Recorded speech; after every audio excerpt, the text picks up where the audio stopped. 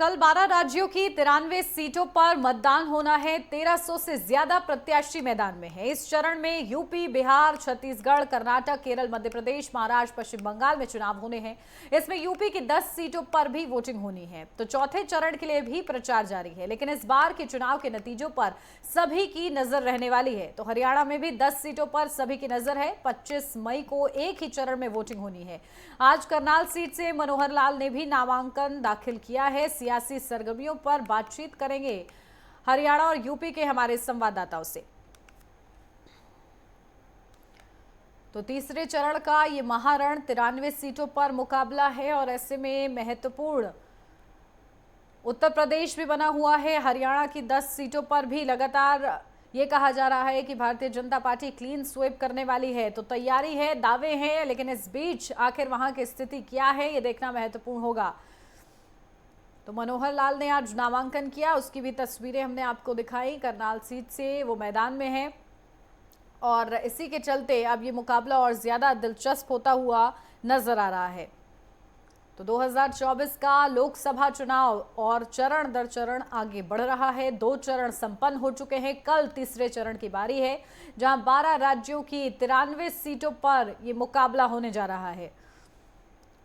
तो किस तरीके से इस तीसरे चरण में कौन बाजी मारता है, क्योंकि जोर आजमाइश का दौर हम लोगों ने देखा किस तरीके से राजनीतिक पार्टियों ने जमकर प्रचार प्रसार किया है। इस दौरान आरोप प्रत्यारोप भी एक दूसरे पर सुनने को मिले हैं। और उत्तर प्रदेश क्योंकि बेहद ही ज्यादा महत्वपूर्ण है, जहां 10 सीटों पर मतदान होना है तीसरे चरण में। अब तक जो 2 चरण संपन्न हुए हैं, 8 सीटों पर उत्तर प्रदेश में मतदान हुआ है, लेकिन अब तीसरे चरण में 10 सीटों पर मतदान होगा।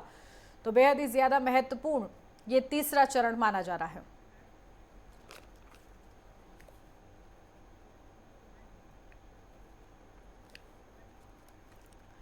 अपडेट ले लेते हैं। हमारे UP state head Raghavendra Pratap Singh हमारे साथ जुड़ गए हैं और ईशा ठाकुर चंडीगढ़ से हमारी संवाददाता जुड़ गए हैं। सबसे पहले राघवेंद्र, आपके पास आती हूं, क्योंकि उत्तर प्रदेश बेहद ही ज्यादा महत्वपूर्ण है और कल 10 सीटों पर मतदान होना है। कैसा मुकाबला आप देख रहे हैं? प्रचार प्रसार थम चुका है, लेकिन चौथे चरण का प्रचार का शोर भी सुनाई दे रहा है। तो ऐसे में आज की क्या परिस्थिति रही?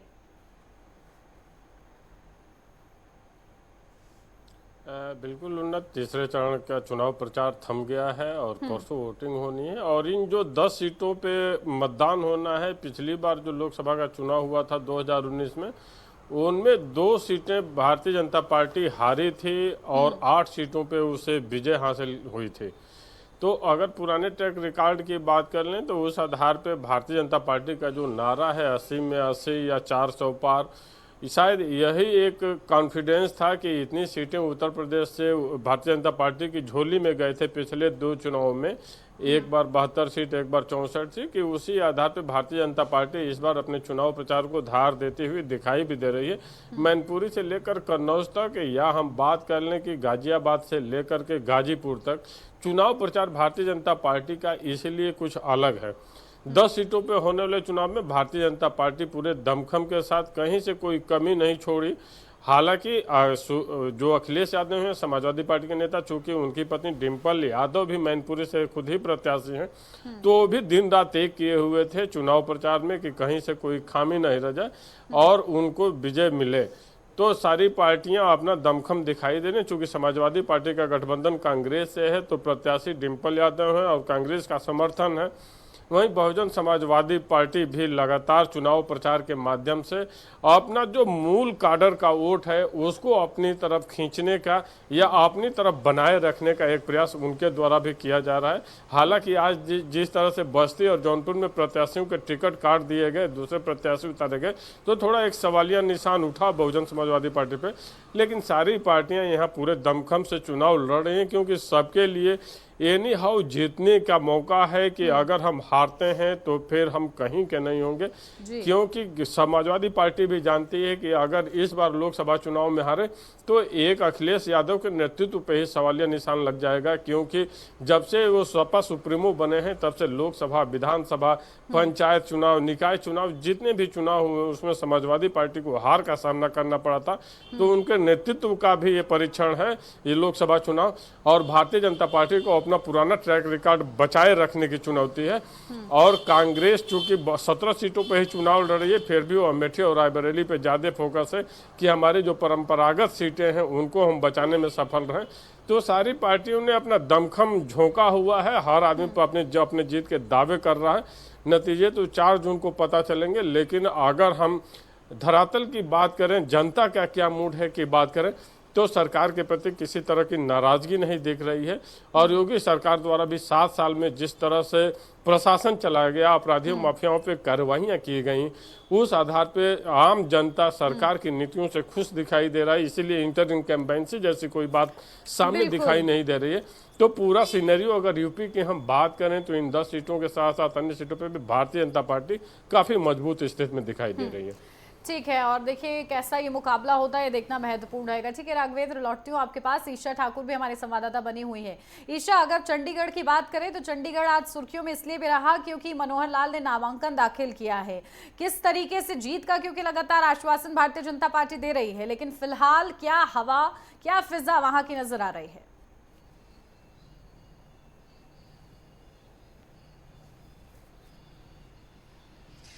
बिल्कुल, देखिए नामांकन से पहले एक रोड शो भी आयोजित किया गया था और भारी तादाद में जो कार्यकर्ता हैं इस रोड शो में पहुंचे भी थे।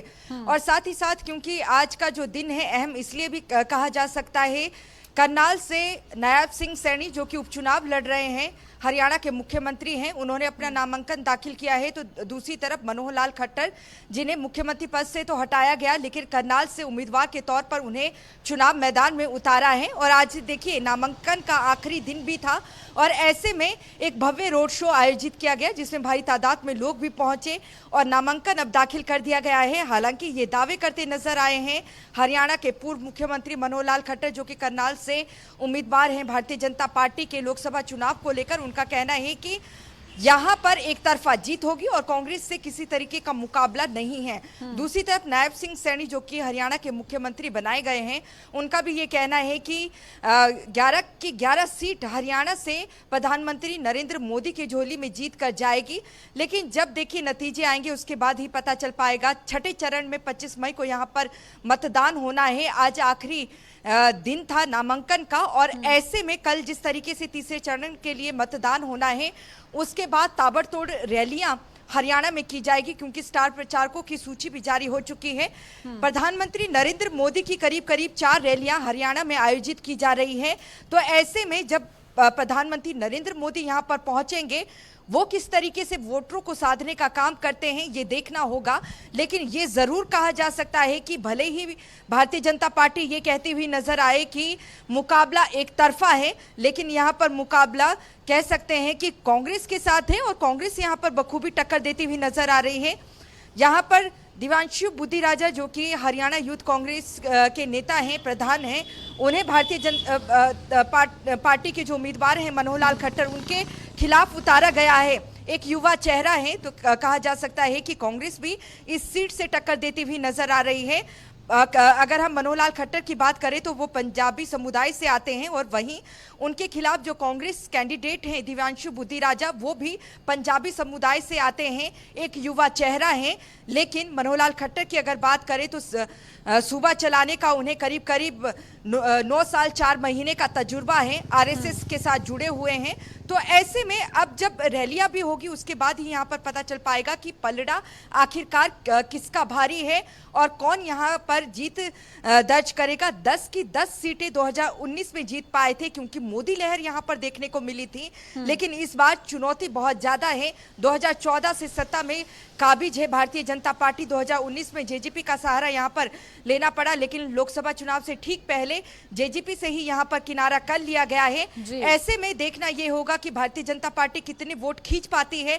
आज एक अहम बात ये भी रही कि जिस तरीके से अगर हम बात करें, कांग्रेस यहाँ पर कहीं ना कहीं भले ही इंडिया गठबंधन के साथ जुड़ी हो, लेकिन हरियाणा में कांग्रेस ही टक्कर देती हुई नजर आ रही है और एक सीट आम आदमी पार्टी को कुरुक्षेत्र की दी गई है। और राहुल गांधी ने आज कार्यकर्ताओं को अपना एक संदेश जारी किया है जिसमें वो आरोप लगा रहे हैं कि लोकतंत्र को बचाने की और संविधान को बचाने की ये लड़ाई है। भारतीय जनता पार्टी जो है जो आपसी भाईचारा है उसे खत्म करना चाहती है। और इसका जवाब देखिए उन्नति, जो अब चुनाव प्रचार होने वाला है ताबड़तोड़ हरियाणा में तीसरे चरण के मतदान के बाद, तो उसमें देते हुए नेता नजर आएंगे, क्योंकि यहाँ पर योगी आदित्यनाथ पहुंचने वाले हैं, उत्तर प्रदेश के मुख्यमंत्री, जो कि लगातार अयोध्या को लेकर और श्री राम को लेकर यहां पर हर रैली में भुनाते हुए अलग अलग जगह पर नजर आए थे। और साथ ही साथ अगर हम मोहन यादव की बात करें, जो कि मध्य प्रदेश के मुख्यमंत्री हैं, चुनाव प्रचार के लिए वो भी यहां पर पहुंचेंगे। तो हरियाणा में दो अहम मुद्दे यहां पर कहीं ना कहीं बीजेपी अभी फिलहाल जिस तरीके से विजय संकल्प रैली कर रही है, उसमें लगातार वो कहती आ रही है कि भारतीय जनता पार्टी के नाम पर, कमल के नाम पर वोट दीजिए, प्रधानमंत्री नरेंद्र मोदी के नाम पर वोट दीजिए और श्री राम के नाम पर वोट दीजिए। तो यहाँ पर जब रैली होगी तो ये बिल्कुल तय हो चुका है कि कांग्रेस जिस तरीके से आरोप लगा रही है कि भाईचारा यहाँ पर खत्म किया जा रहा है, धर्म के नाम पर बांटने का काम भारतीय जनता पार्टी कर रही है, उसका जवाब यहाँ पर प्रधानमंत्री नरेंद्र मोदी, केंद्रीय गृह मंत्री अमित शाह, साथ ही साथ उत्तर प्रदेश के मुख्यमंत्री योगी आदित्यनाथ और मध्य प्रदेश के मुख्यमंत्री मोहन यादव देते हुए नजर आएंगे। और बहरहाल आज नामांकन का आखिरी दिन था। मनोहर लाल खट्टर ने करनाल से लोकसभा उम्मीदवार के तौर पर अपना नामांकन दाखिल कर दिया है। तो वहीं दूसरी तरफ अगर हम करनाल की बात करें, क्योंकि मनोहर लाल खट्टर को मुख्यमंत्री पद से हटाए तो उन्होंने अपनी विधायकी त्यागी है, उनकी जगह नायब सिंह सैनी विधानसभा का उपचुनाव लड़ने जा रहे हैं। उन्होंने भी अपना नामांकन दाखिल किया है। तो 25 तारीख को मतदान होने वाला है, बहुत ही अहम दिन। लेकिन 4 जून को जब नतीजे आएंगे, अब 2024 में किस तरीके से बीजेपी अपना डंका जमा पाती है कि नहीं, ये बड़ा प्रश्न चिन्ह है। ठीक है, लौटती हूँ आपके पास। राघवेंद्र, आपका रुख करती हूँ, क्योंकि अगर बात करें उत्तर प्रदेश की तो ये 10 सीटें बेहद ही ज्यादा महत्वपूर्ण है। जो 2 सीटें समाजवादी पार्टी ने अपने खाते में की थी, लेकिन अब इस बार कैसा मुकाबला है, क्योंकि देखिए 2019 में तो मुलायम सिंह यादव थे समाजवादी पार्टी के साथ, लेकिन इस बार लोकसभा चुनाव में क्या होगा, किस तरीके से समीकरण बदले हुए, क्योंकि वो एक बड़े नेता थे और एक बड़ा वोट बैंक उनके नाम पर महज जाता था, तो उसका भी क्या कोई फैक्टर इफेक्ट करता हुआ नजर आ रहा है 10 सीटों पर? उन्नत, अगर पिछले चुनाव में 10 सीटों की बात करें तो मैनपुरी सीट जो थी वो समाजवादी पार्टी के खाते में थी, और संभल जो सीट थी वो बहुजन समाजवादी पार्टी के खाते में थी, और शेष 8 सीटें जो थी वो भारतीय जनता पार्टी के खाते में थी। उस समय के चुनाव में सपा, आरएलडी और बसपा, ये 3 पार्टियां एक साथ थीं। और यहाँ उत्तर प्रदेश में प्राय ऐसा देखा गया कि बीजेपी को रोकने के लिए या मोदी योगी को रोकने के लिए सपा का कांग्रेस से, सपा का बसपा से, सपा का आरएलडी से, सपा का सुभाषपा से, ये सारे गठबंधन के प्रयोग उत्तर प्रदेश की राजनीति में हो चुके हैं। अगर इस बार के चुनाव की बात करें, इस बार आरएलडी और सुभाषपा दोनों भारतीय जनता पार्टी के साथ हैं, और समाजवादी पार्टी का कांग्रेस से गठबंधन है। और कांग्रेस का गठबंधन एक बार जो हुआ था वो पूरी तरह सफल नहीं हुआ था। हालांकि दोनों दलों ने यूपी को ये 7 पसंद है का नारा देकर एक साथ विधानसभा चुनाव में आए थे, लेकिन हार का सामना करना पड़ा था। इस बार फिर दोनों पार्टियां साथ में हैं, लेकिन भारतीय जनता पार्टी आरएलडी और सुभाषपा को अपने पक्ष में करके, और खास करके जब चुनाव होता है और अगर गवर्नमेंट रूलिंग जो पार्टी है उसके खिलाफ भ्रष्टाचार जैसा कोई मुद्दा नहीं है या सरकार के खिलाफ इंटरवेंसी जैसी कोई बात हुई है और उनके लाभार्थी लगातार जिक्र कर रहे हैं किस तरीके से वो आगे भी लाभान्वित हो रहे हैं। ठीक है, बहुत शुक्रिया राघवेंद्र आपका तमाम जानकारी के लिए।